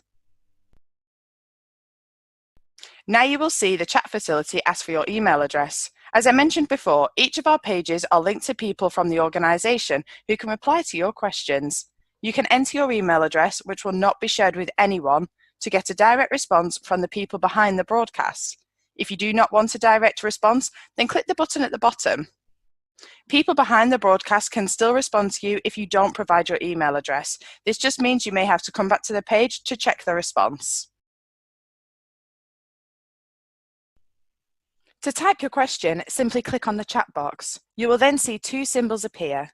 The @ symbol will mean your comment or question will be posted publicly for others to see. The email symbol means your comment or question can be sent directly to the person of your choice from the list that will appear. You can now speak to the people behind the broadcast and ask any questions you may have, or check out our partner pages to see the companies we work with who you can speak to right now about their current vacancies. You can also check out our careers page, which connects you to employers. Our live chat service is linked 24/7 to employers from a wide range of sectors, all waiting to hear from you. You can leave a question about how to produce a professional CV or how to prepare for interviews, anything work related, and one of our businesses will respond to you directly. You can also access a wide variety of live interactive broadcasts and video on demand with the live chat support on all pages. Now this bit is for the parents, guardians and teachers. The best bit about the live chat facility is that it is completely moderated, so you don't need to worry if your young person leaves a silly comment, as it will only show on their screen and no one else's. Another great thing about the chat facility is that it is GDPR protected, so no information is shared with anyone else. We will protect all email addresses and will never share personal information of the young people. If you have any questions about the chat facility or the Learn Live channel, please use the email us icon at the top of the page. Thank you, stay safe and stay tuned.